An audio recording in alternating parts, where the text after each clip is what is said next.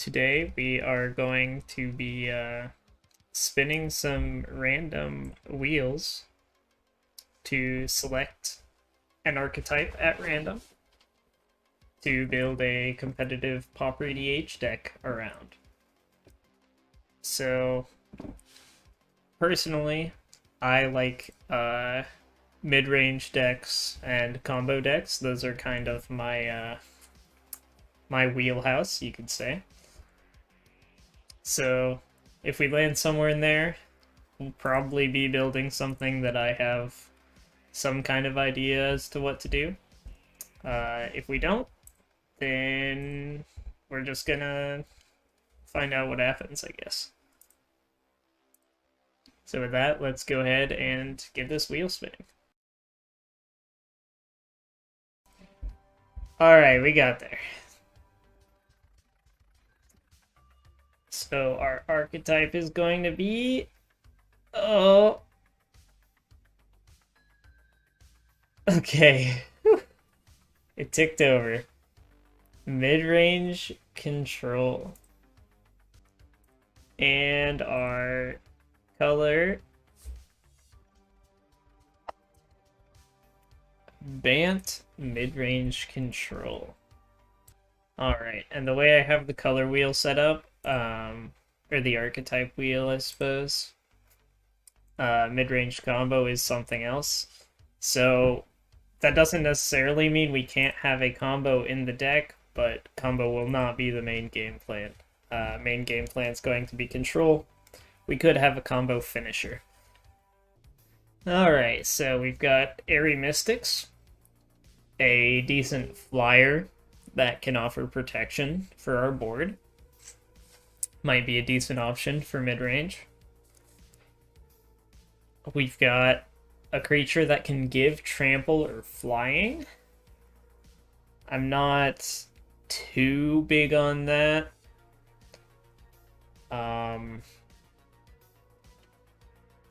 We do want to be control, like mid-range that's slower and more control-oriented.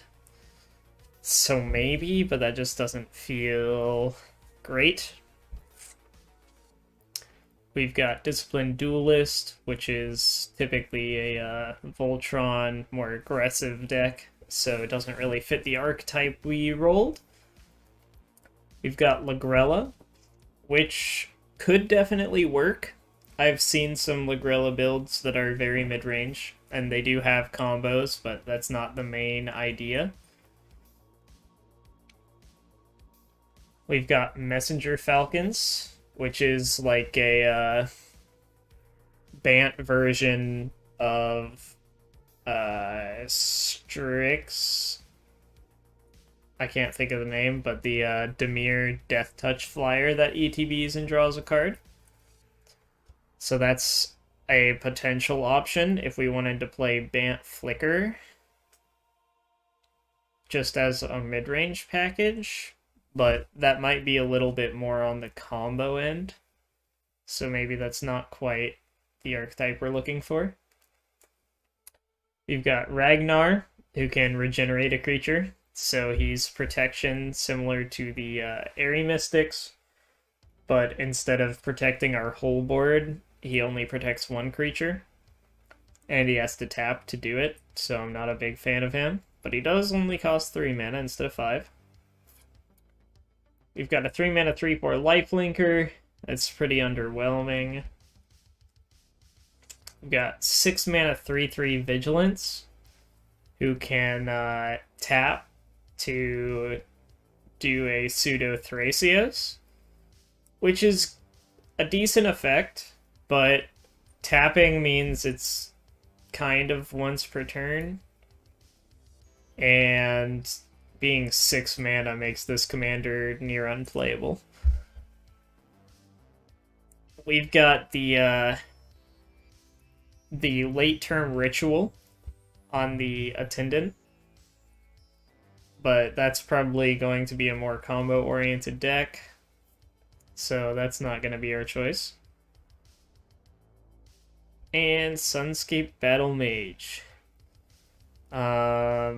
It's got 2 kicker abilities, so for 2 additional mana, mana, you can destroy a creature with flying, and for 3 additional mana, you can draw 2. So this commander is a potential outlet if you have a way to sacrifice it and you have infinite mana, but that's really asking for a lot of mana. Sorry.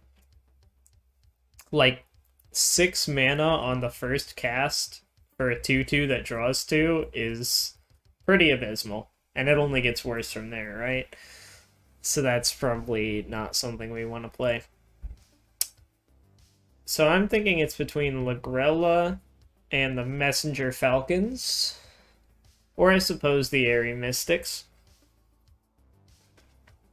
If we build Airy Mystics, that could help with just keeping our big blockers in play. And we could play like some Vigilance creatures maybe, so that we can get some damage in while helping to cushion ourselves and just kind of try to take over the game that way. And then find some way to end the game. Or we go Lagrella. I think Lagrella is just stronger, probably. So I think our choice is going to have to be Lagrella here. So, Lagrella, and Chad, if you disagree with me, feel free to let me know. This is a group deck building process, so. Lagrella reads, whenever she enters the battlefield, exile any number of other target creatures controlled by different players until Lagrella leaves the battlefield. When an exiled card enters the battlefield under your control this way, put 2 +1/+1 counters on it.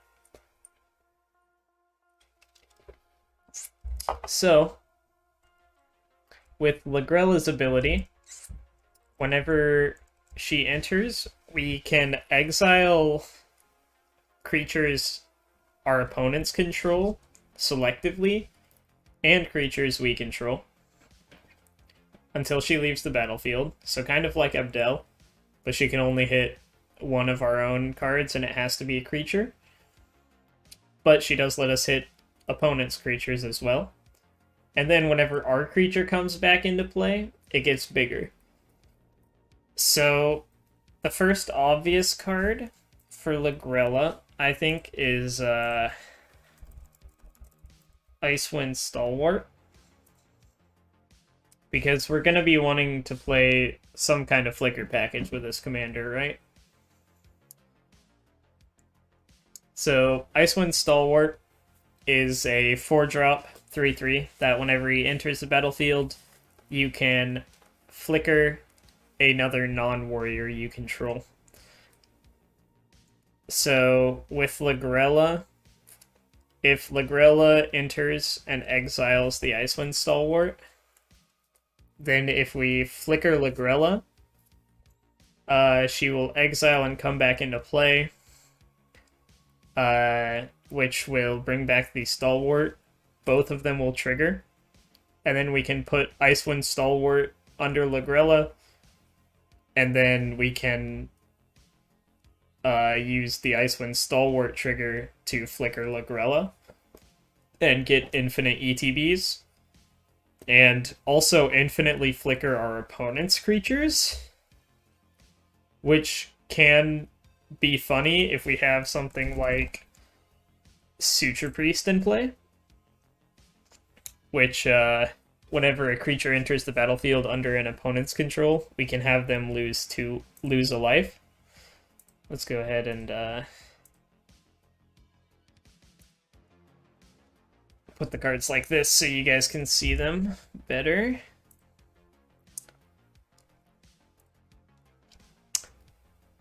So this right here, this 2-card package alone gives us a potential combo win con. So we want this deck to be mid-range, leaning more to the control side. So we need some early plays we need a couple early plays, but for the most part, we need to be able to play for that mid to late game. I like to refer back to some of my staples that I have, which I made a video about. The first question is, do we want to go all in on Flicker package?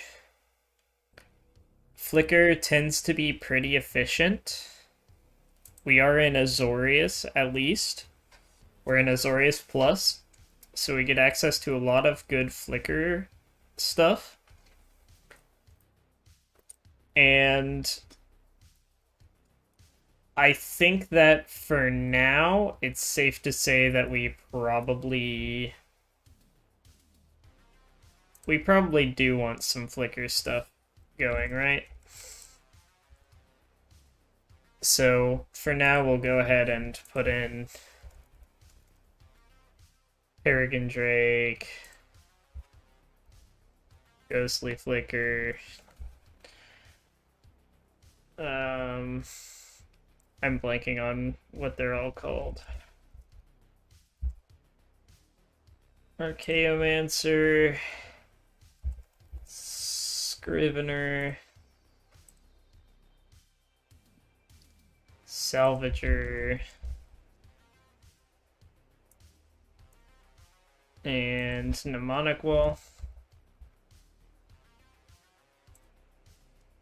And Displace, that's what I was thinking of.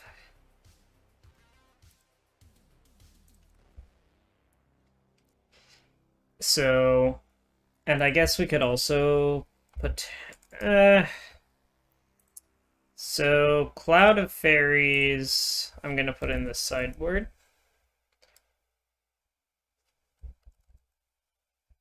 Because Cloud of Fairies requires us to find a way to make a land, to make mana.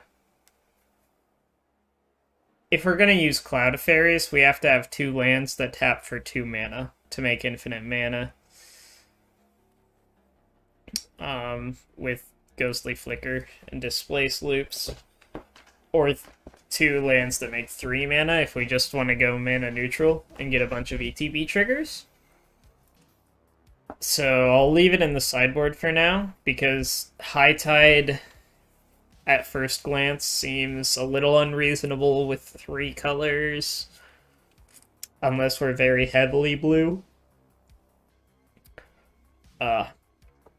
And we could potentially play bounce lands to try to get there, so we'll see what happens. Second question, do we play the initiative? I think since we're trying to be a slower deck, we have access to Flicker, and I think we're going to want to lean fairly creature heavy. I think the initiative is something that we can play, because we should be able to defend it well when we have it, because our commander is temporary removal. And we have Flicker, so we can just take it back and access it multiple times in a turn. So, to me, this just seems like a good choice. So I'm going to go ahead and put our Kokra Sneak in the list. Oh, right. I still have it set to sideboard. Back to mainboard. Trinket Mage is a maybe. We'll have to see on that one. We'll probably play Merchant Scroll since we're playing Flicker. Compulsive Research is a potential win condition with Flicker combo, as well as a good draw spell. So we'll probably play Merchant Scroll and Deepen Out, or not Merchant Scroll. Compulsive Research and Deep Analysis. since they are both potential win cons as well as big draw spells. And we're going to want some bigger draw spells since we're building a slower deck. Treasure Cruise has potential. You can never say no to Treasure Cruise right off the bat, but we are playing Flicker, so we do care about our graveyard somewhat. But we'll have it in the list for now. Being a mid-range list, we are going to want some counter spells. And potentially Behold the Multiverse or Scattered Thoughts. We're going to want those. Capsize is a great interaction piece that can be scaled into late game whenever you run out of things to do with your mana. And it can also be a win condition for Flicker with infinite mana. Arcane Denial is one of the best counter spells in the format because it replaces itself. And the 2 cards that the opponent draws is offset by the fact that they have 3 opponents. I personally really like Blink of an Eye and Into the Royal, but seeing as we're in 3 colors, they might not be necessary. Boomerang's really strong depending on the meta. I think Dispersal Shield is great. I think typically it's going to counter at least CMC2 or 3, depending on the list. And since we're in 3 colors, we're going to be playing a lot of 3-color mana rocks. Echoing Truth is always something you have to consider playing, just because tokens can run like wild, especially in decks like Abdel. So having a way to remove all of those is worth considering. So I think we'll probably add that to the list for now. Memory Lapse is a very strong counter spell. It's so similar to how cards like Chittering Rats are considered a pseudo time wonk in 60-card Pauper. Putting that spell back on top of their deck is really strong because they then have to draw that card again for their next turn. So that's pretty strong. Negate? Negate is a card that is obviously really powerful, but in the current metagame, creatures are, like, really important. I'm not sure how I feel about Negate anymore. I think it's still definitely worth considering, so we'll add it to the list, and we'll think about it later. I think cards that give hexproof are probably pretty decent in this list, because Lagrella will likely be a target for removal. So I think cards like Shore Up and You See a Guard Approach are probably worth considering. Either that or we play more counter spells. Really depends on where we want to go that route, so we'll think about it. Muddle the Mixture can also help tutor the Suture Priest, or Merchant Scroll if we need to go down a chain. 5 counterspell plan.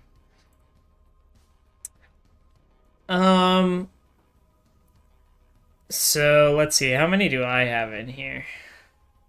Aether Snipe would be a good creature to loop as a prison piece.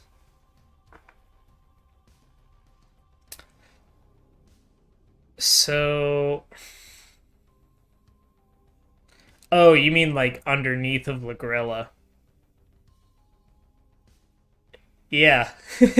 Yeah, as you know, I do play both of those in my Simic Cascade deck, but that's because they do Cascade. I think they do definitely have potential with Lagrella too, though. Um, yeah, so once we get through staples, we're definitely just going to be checking out some of the best ETBs that we can find. I think those are pretty spicy. How many counterspells am I on right now? 1, 2, 3, 4. And we'll probably consider some more. I think we've got some of the big ones down though. Um, Depending on our land count, I would definitely consider Deprive instead of Counterspell. Just because you could loop it with Mystic Sanctuary, which is a really strong lock. But we'll see about that one. It's still 2 blue pips and requires a Mystic Sanctuary to come in untapped in a 3-color deck. Just one in the deck would be sufficient. I think Aether Spellbomb is a staple. You will never catch me playing a blue deck without Aether Spellbomb. The politics on this card are absurd, and it is very strong. Candlekeep Sage is basically an auto-include as well. We're playing a flicker deck. We're playing a commander that we want to flicker. There's just no justifying not having Candlekeep Sage. I don't think we're going to be playing Freed from the Real combos. Witness Protection is a strong potential option. I'm not sure how I feel about it. I think it's probably decent in the current meta, though. Yeah, Trinket Mage is probably going to be in the list as well.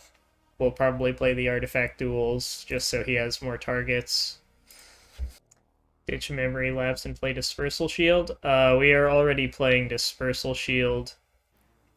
Alright, on to some green staples. We're playing the Initiative in this deck. So we're playing Avenging Hunter.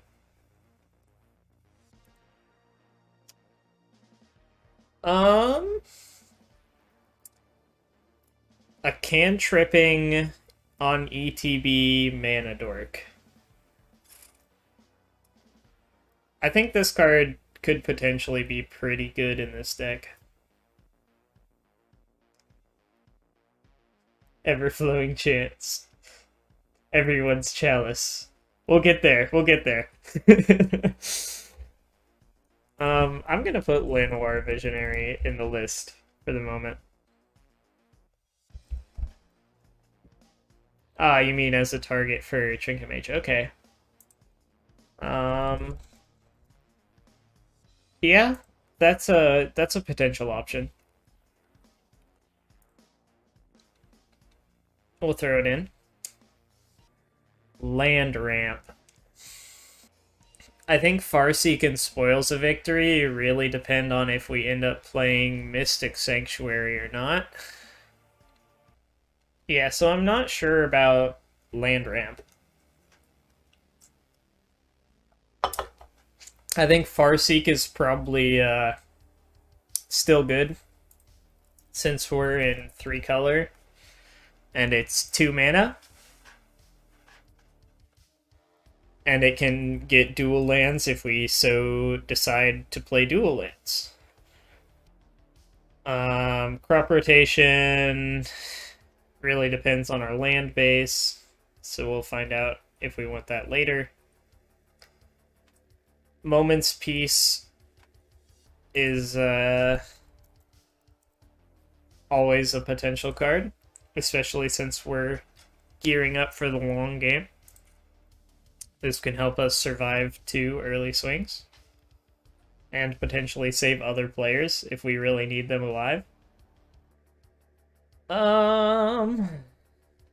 Return to Nature being modal is actually really nice, and I'm considering this since we do want to be a bit more of a toolboxing deck, but I think it might be better suited on an ETB creature so that we can turn any flicker spell into a Return to Nature, if you know what I mean. So like if we play a creature akin to Reclamation Sage. I think Tamiyo's Safekeeping is premium. I think it's hard to not play this card if you have any sort of combo or anything you need to protect, which is basically every deck in this format. Vines of Vastwood is also, in a similar vein, really good at protecting your pieces, but additionally, we can use it to stop other people's combos by targeting their creature. Because of the way Vines of Vastwood is worded, target creature can't be the target of spells or abilities your opponents control this turn. So, unlike Tamiyo's Safekeeping, which gives hexproof, the way that hexproof works, if you give hexproof to something an opponent controls, is that it functionally works as hexproof for them. But Vines of Vastwood is hexproof from your perspective, no matter what you target. So that's always a strong option. In Flicker decks, I go by the principle of 2 slots dedicated to niche effects, whereby one of them is an ETB creature and the other is a spell I can loop with Archaeomancer. Yeah. Looping Nature's Claim is definitely possible, since we are playing 4 Archaeomancer effects.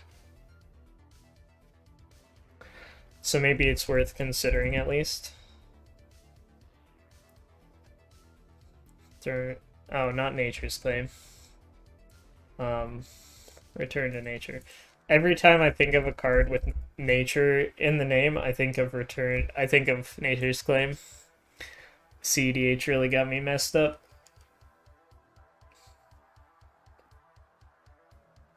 And Conclave Naturalist.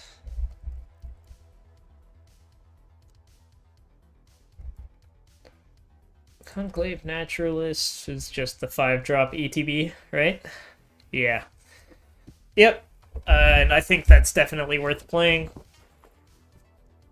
It can help reduce the mana available to other players, as well as destroy problem permanents. Yeah, Stave Off is amazing as well. 1 mana interaction as well as protection. Lauren's Escape? I don't know this one off the top of my head. Oh, it's new, right. No. That is incorrect on Lauren. If you give something hexproof, then it has hexproof from the controller's perspective.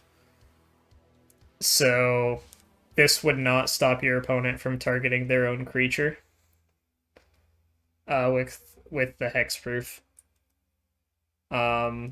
It is still good protection for our stuff, but it does not work to stop opponents. And yeah, there's the new 4-drop Myconid. I don't remember his name. We'll end up searching for it.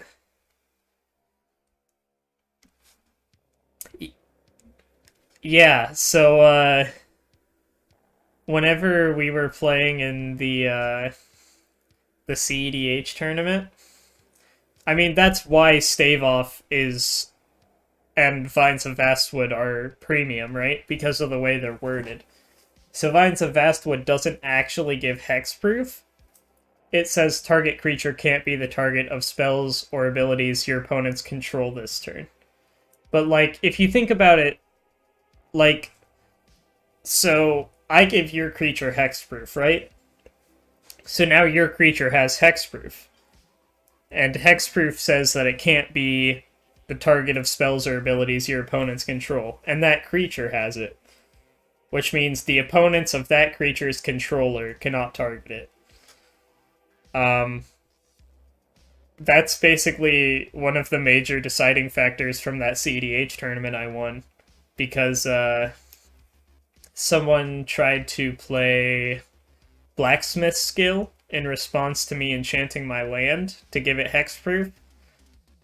And we after playing for 12 hours that day, we thought that it worked the way that you were saying it worked, but it does not.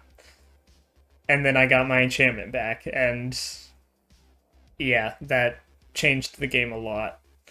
So I will never forget that rule again. Weather the Storm. I really don't like putting life gain in my decks. Especially when the only purpose that the card has is life gain.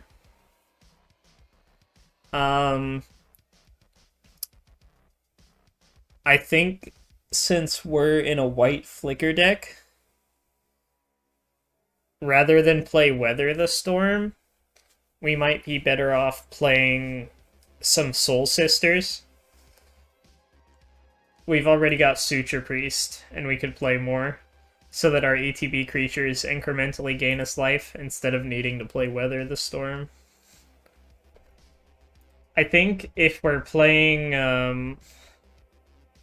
in the list right now, we've got Lignify and Witness Protection. So that helps us justify Heliod's Pilgrim. Dawnbringer Cleric. So Dawnbringer Cleric does also give us a life gain source and potential removal. So I do like Dawnbringer Cleric. It's funny, because like every time I see Flicker decks play this card, it never seems like it does anything they want it to do. But it looks like such a good card, right? So, like, I'm still gonna play it, because this is definitely a good card. It's just crazy to me that this card, like, always seems like it's underperforming whenever I see people play it. Yeah, and Grave Hate, which is really important, especially if we can flicker it at instant speed, right? Oh,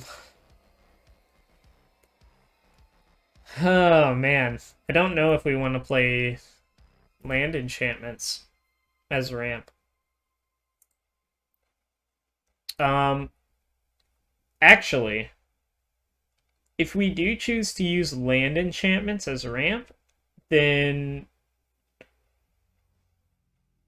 we could put Cloud of Fairies in main board and use it as another potential combo piece. I kind of like that. And then Heliod's Pilgrim tutors land enchantments, which are a combo piece for Cloud of Fairies.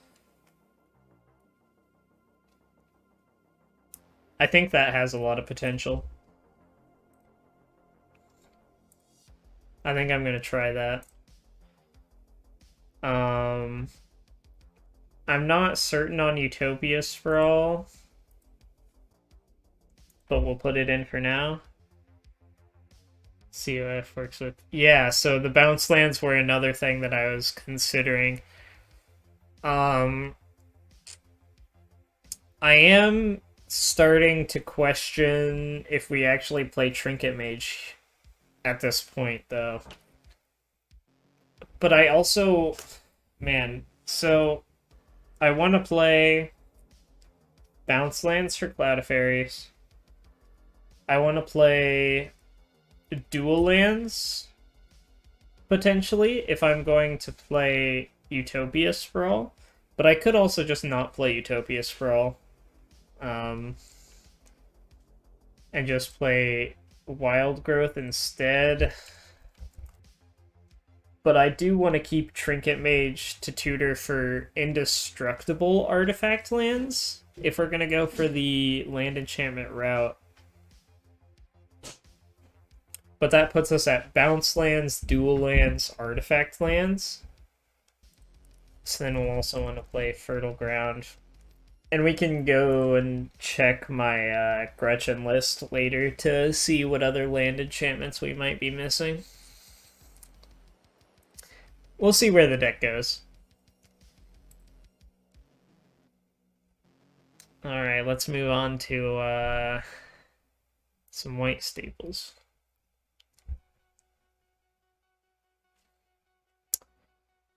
Benevolent Bodyguard is wrong.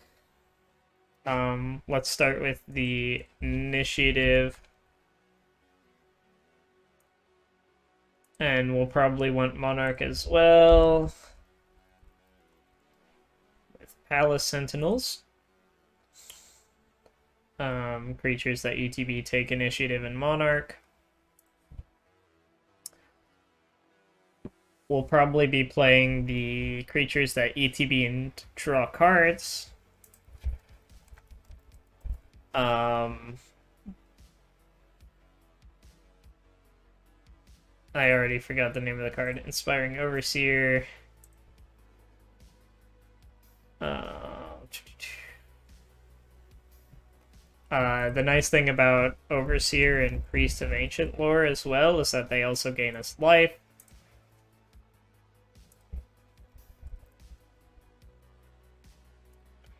Roving Harper and Spirited Companion.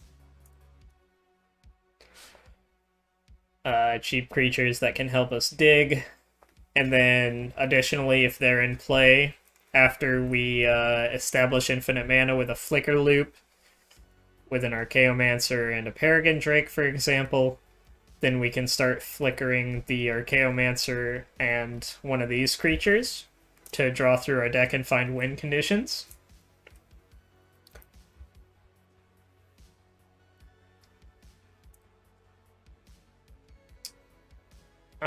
Probably not playing Battle Screech. It clogs up our board with tokens, which don't really do that much for us. They're evasive, so they can help us take initiative in Monarch. But I don't think that'll be too big of an issue for us in the first place.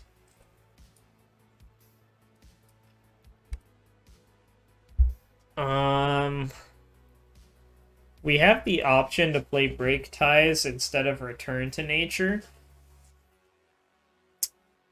But I don't think that's amazing. The 1 extra mana hurts, and I don't think it's worth the Reinforce ability whenever we're flickering our creatures, and we could lose those counters potentially.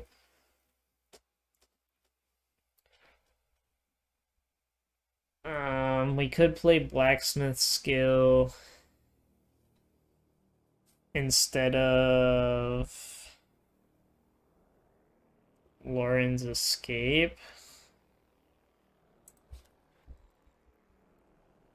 We'll throw it in the list for now, at least.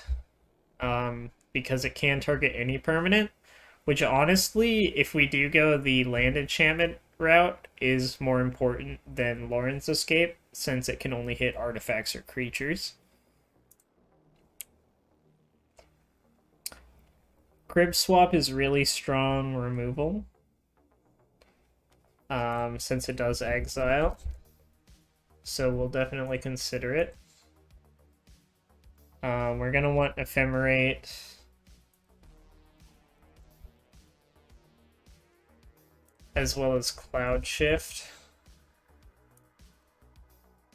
As 1 mana flicker spells.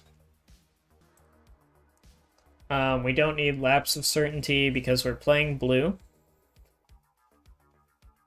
We could throw in Reprobation to help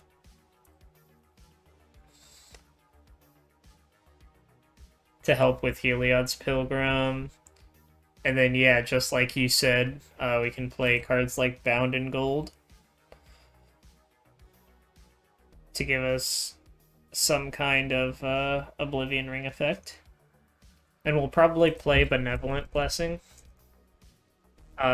Just to have as another tutor with our Heliod's Pilgrim. Pound and Gold turns off activated abilities, as well as attacking and blocking, which is good. Definitely worth considering. See, the funny thing is here, like, you could build this to be a land untapper freed from the real deck as well, if you really wanted to. But, yeah, I think it definitely leans more towards the Flicker package. I'm not sure if we want to play Benevolent Bodyguard. Yeah, that's true. Benevolent Blessing can also enchant opponent's creatures, so it's yet another potentially modal protection piece.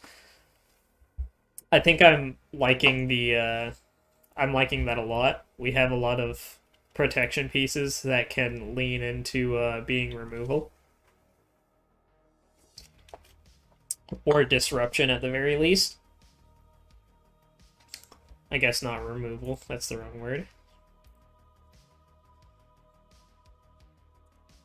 Let's take a look at some of the colorless cards we've got. Staunch Throne Guard is a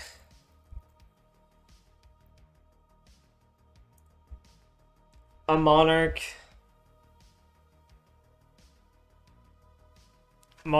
giving card that is good at getting in some chip damage and blocking. Arcane Signet is cheap ramp. We have to at least consider it. So I'm gonna throw Bonder's Ornament in.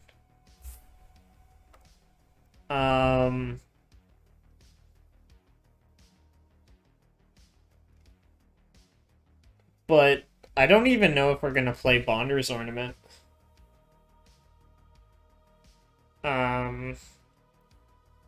Just because we might just be playing land ramp, like land enchantment ramp, instead. Is map that important? Expedition map? I don't think so. I don't like Expedition map. Unless you're, like, playing Gretchen and your deck has 3 cards that can loop Mystic Sanctuary.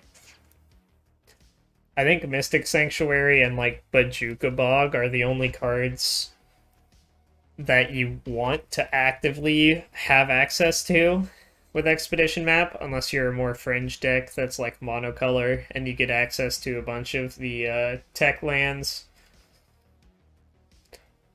I don't think we want this. Honored Heirloom is nice, but I think we have enough potential instant speed Grave Hate. And we're gonna be wanting to play some land enchantments. Same with, like, Mind Stone. Additionally, Mind Stone only makes colorless mana. And we're 3 color. Tormod's Crypt is potentially a card that we can play, but I'm not sold on it. So, sweepers aren't a problem for the land enchantment route, because we're still not playing, like, land untappers, although we could. But I think it's just a, and yeah, it does open up the capsize flaw.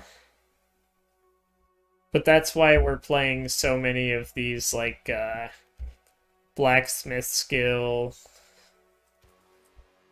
Tameo Safekeeping, and then we're gonna be playing probably some more counter spells. We're probably gonna add some more. I think Arbor Elf definitely goes in the list now, if we're going for the land enchantment route. I skipped over it initially because I didn't think this was the route we were going to go. But yeah, I think if we're gonna go this route, I think it is potentially an option. I mean, yeah. Confound and intervene. Yeah, those are good protection pieces for sure. Typically, I personally prefer to play some more generic counter spells. I think paying 2 for a counter spell is pretty reasonable. I don't mind paying 2 mana for counter spells. But yeah. Yeah, so I don't think you rely on land untappers unless that's what your entire deck is built around, right? So, like, Gretchen gets away with it because that's just half of Gretchen's deck is land enchantments and land untappers.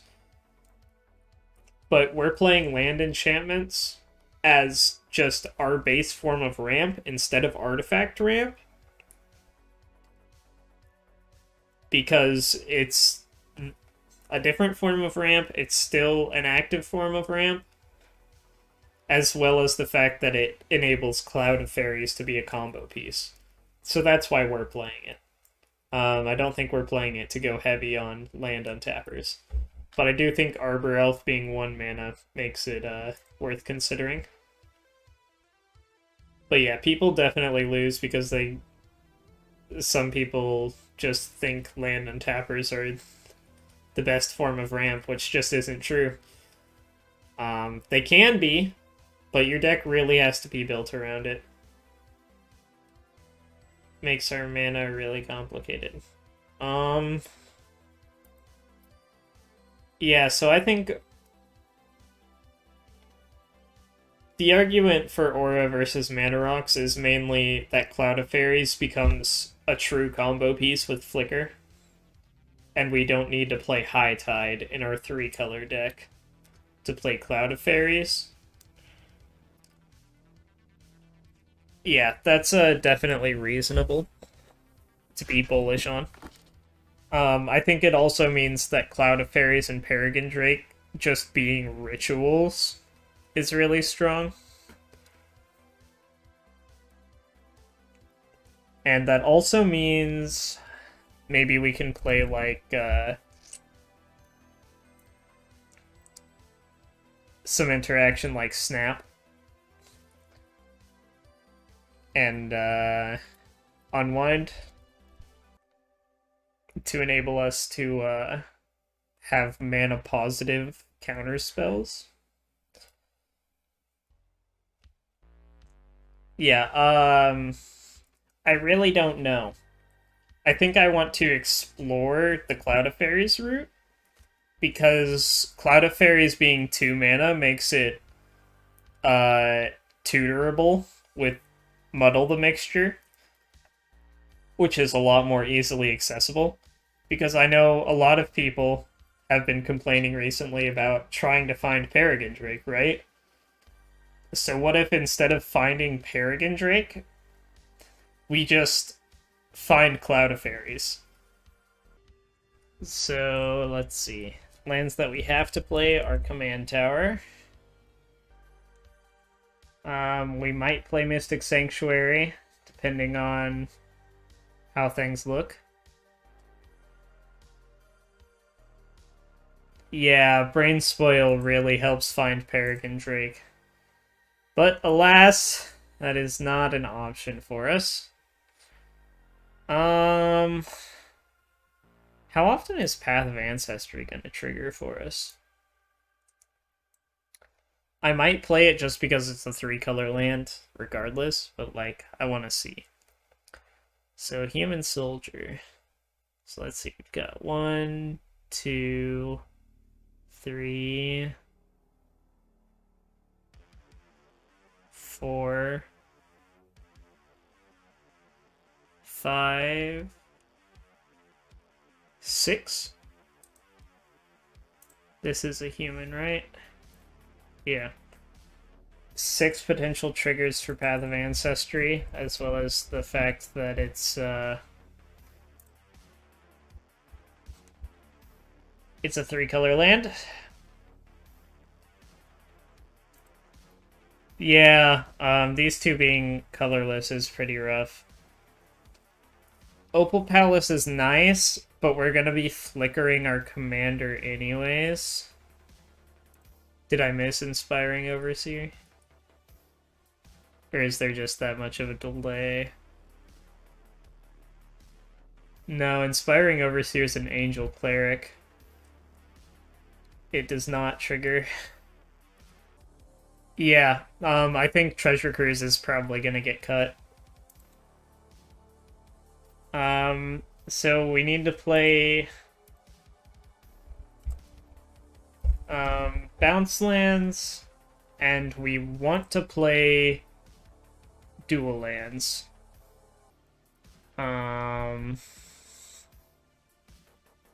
So let's see, we're at Simic, we are Selesnya, if I can figure out how to spell Selesnya Sanctuary, Secrets of the Golden City. It's good. We'll definitely consider it. It's a card that I played when I started getting into the format, and then I kind of dropped off playing it, but I should probably go back to playing it. And then we need Azorius Chancery. There's no L. And then we want to play Rimewood Falls and Tangled Islet.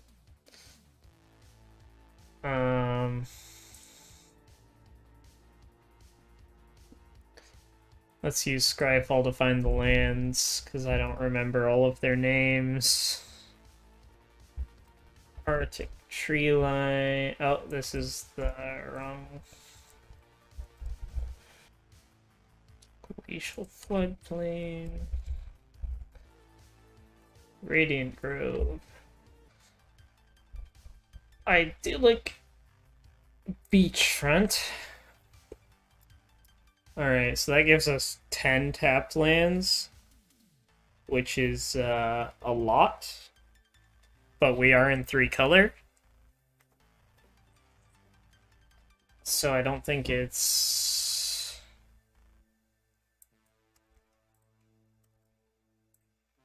horrendous. We always play snowlands. Let's just get our land count up to a reasonable number. 35 probably sounds reasonable for this deck.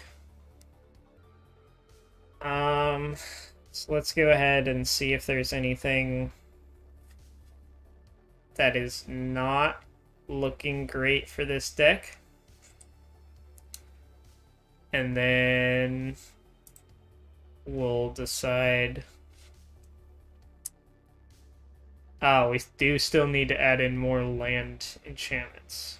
So that's what we'll have to add in. I don't think I'm liking Trinket Mage. So I'm just gonna go ahead and cut that now.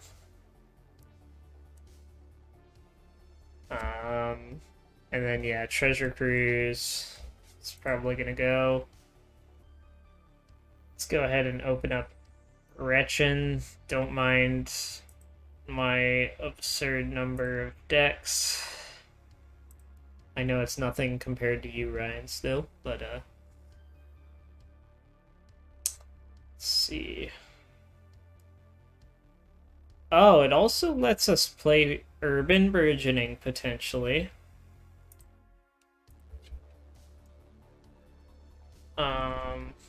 Which is an insane value piece in a slower deck. It's a 1-land Seedborn Muse. At worst, it's 1 mana to get 1 mana every turn for an entire turn cycle for the rest of the game. Like, This card's pretty decent for an interactive deck, and I think being able to play it with land enchantments is really strong. We've got Fertile Ground. So we've got Gift of Paradise, which gives us um, mana of any color, as well as life gain. Verdant Haven is similar. Glittering Frost gives us any mana color. Overgrowth gives us 2 mana, but it's only green. But I guess for our combos, that doesn't matter too much. So we can play Overgrowth. And I guess Overgrowth alone can potentially make Cloud of Fairies infinite. And then we'll want Glittering Frost. Do we want more 3 mana?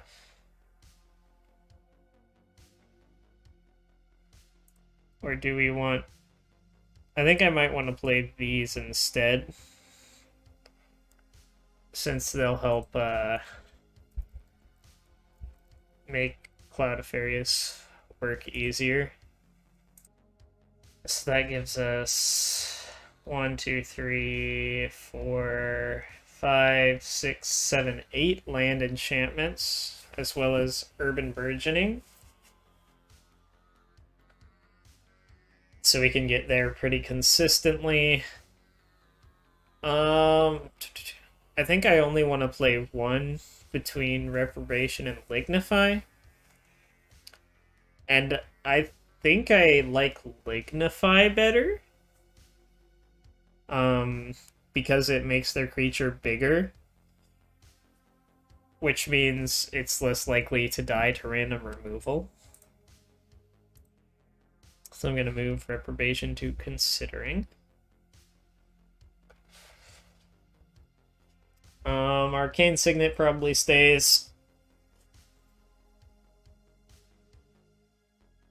Man, I do want to play the Indestructible Artifact duels. Just as an indestructible target for our land enchantments. But then people would have to be playing land destruction, which is pretty uncommon. I think it's more likely that our lands just get bounced, and we don't have any hexproof lands at common, so I don't think that's a big enough justification to play Trinket Mage. Bonder's Ornament is still up for debate. So Tamiyo's Safekeeping can give any permanent indestructible. So that justifies it giving actual hexproof for us. Unwind is a counterspell that can help ramp us. And Snap is removal that can also ramp us because of our land ramp. Moment's Peace helps keep us alive. I'm questionable on this card for us, since it's not an interactive piece. It's only protection. It does scry and help protect our commander, but I'm not sure if that's enough. So I'll put it in Considering. Because we're also already on Blacksmith's Skill, which is any permanent, and the other protection pieces, as well as how many counterspells? 1, 2, 3, 4, 5 counterspells. I feel like we could potentially use another counterspell, but we also need... Let's see. We might need some more card draw, potentially. We definitely need to take a look through tutors. Although I think blue is the only one with real tutors. White and green have conditional tutors, I think, but...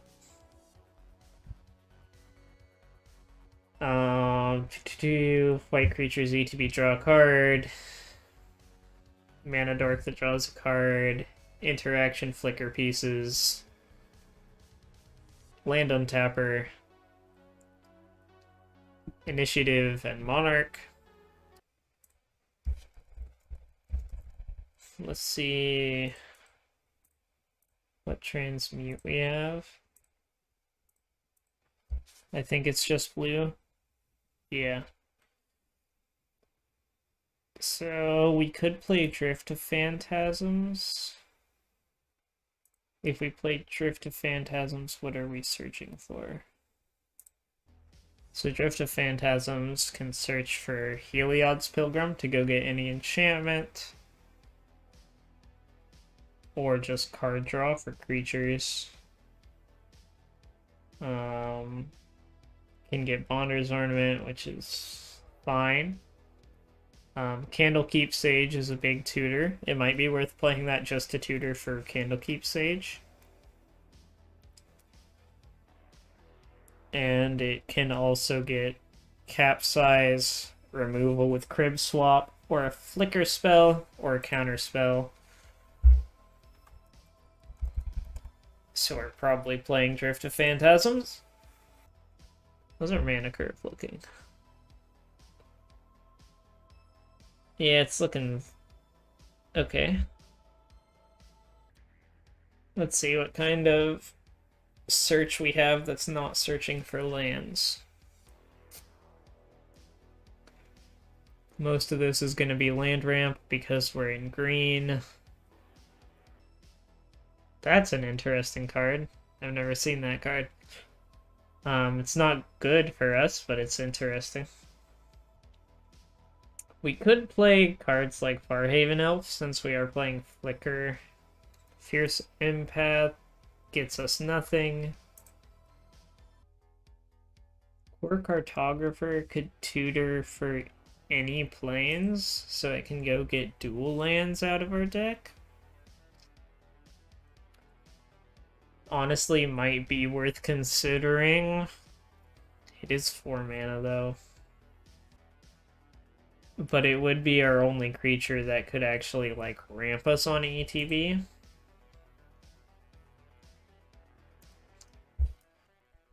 So I don't think it's absurd. We could play Nature's Lore stuff as well. Undo Giant gets us any basic tapped. Scouting Hawk only works if our opponents have more lands than us. Shield Wall and Shrine Steward. So Shrine Steward is just another Heliod's Pilgrim. And we're not that all in on enchantments. It's not like our main thing.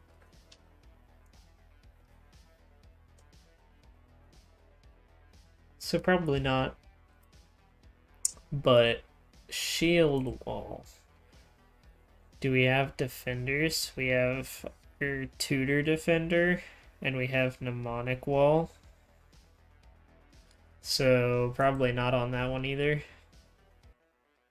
This one tutors force into play untapped, but it costs 5. Another Heliod's Pilgrim clone. Trinket Mage, which we already cut. More basic tutoring. What about elves? Oh, we could play Wood Elves instead of Core Cartographer. That's probably just better.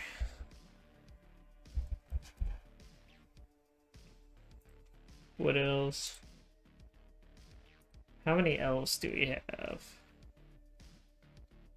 Got 1, 2, 3, 4. 4 elves. None of them that we really care about tutoring, and that's also a death trigger, which is kind of difficult for us to do intentionally. Alrighty. Let's find another cut. I think our creatures are probably all here to stay. Got it back.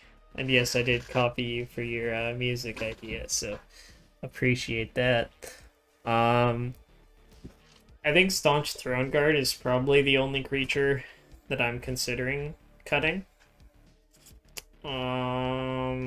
These are probably all here to stay.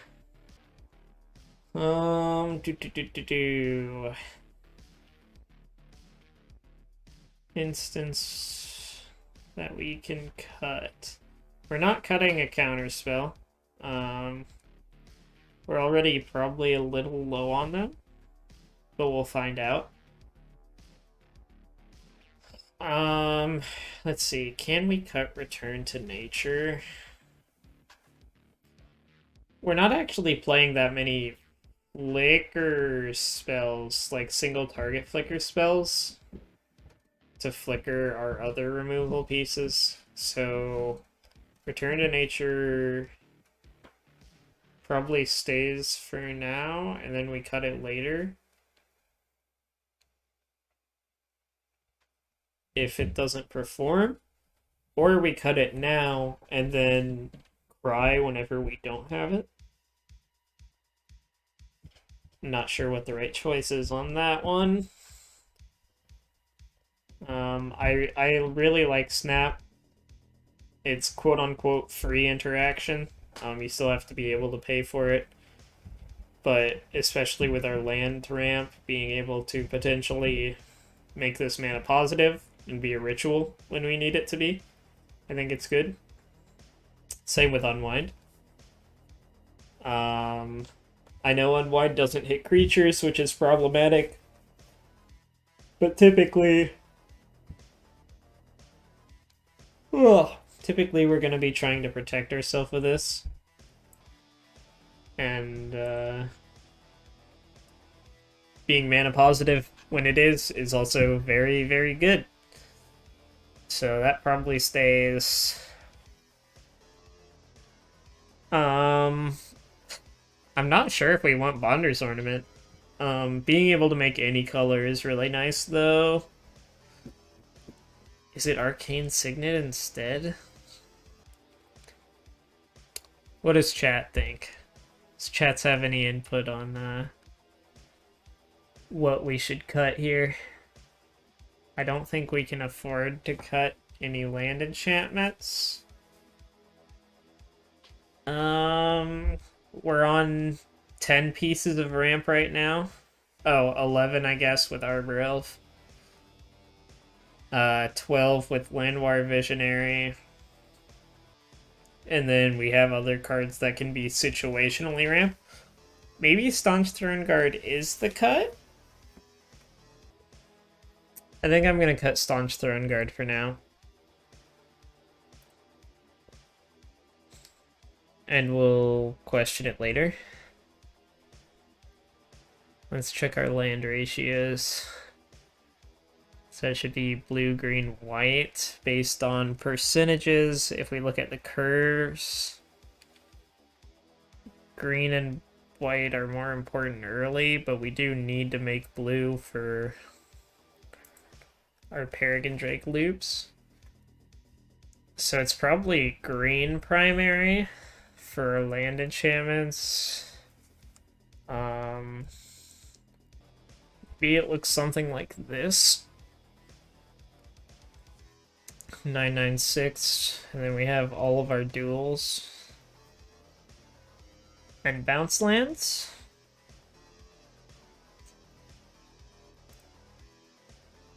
Let's see. So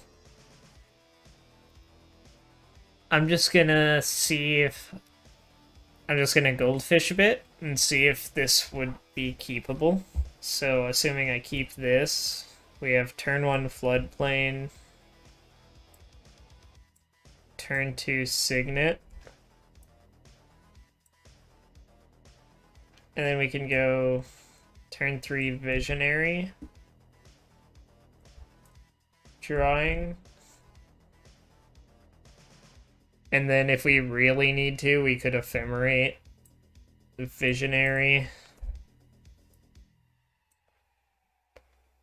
And then turn 4, we can plop down, like, Initiative, get a land drop for turn 5. Turn 5, Lagrella, hitting Goliath Paladin. So, like, if I had went on ahead and gotten a land off of Initiative, then went to my next turn, then here we can go Lagrella,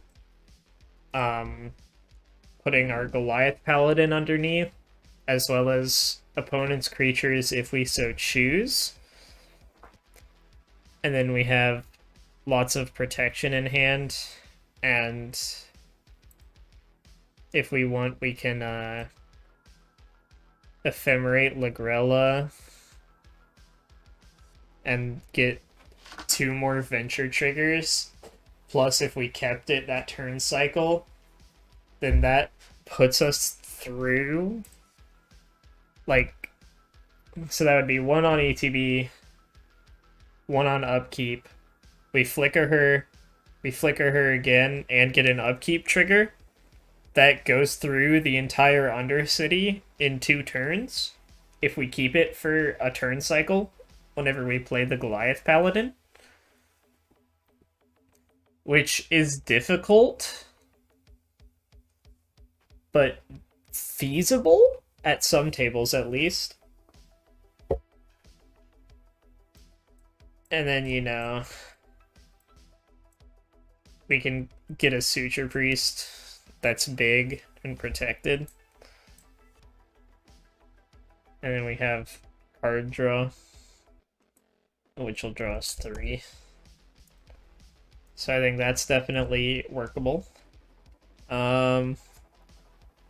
If we were to keep this hand,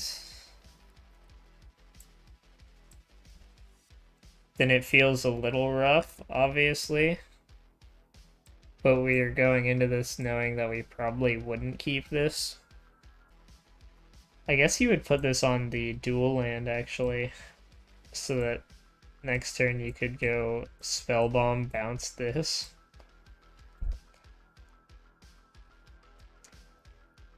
So, like, even this hand that looks, like, horrendous on paper. Okay, yeah, no, this hand is pretty bad. Yeah. Because we get 2 of our combo pieces in hand, but we can't really do anything with them. So that would definitely not be a keep. This hand is just unkeepable. This hand is also rough. I'm considering cutting Bonder's Ornament for a land. That kind of feels like the right play to me. I don't think 36 lands is absurd. Maybe I'm wrong. Maybe it'll come back. But, yeah. I think this list is looking pretty complete. But yeah, thank you everyone for watching. If you enjoyed, make sure to leave a like on the video and comment. If you have any thoughts or questions about the deck list, maybe we'll keep trying to work on this. And I think I might start doing this as a series. So tell me if you would like to see that down below as well. And I will see you all next time.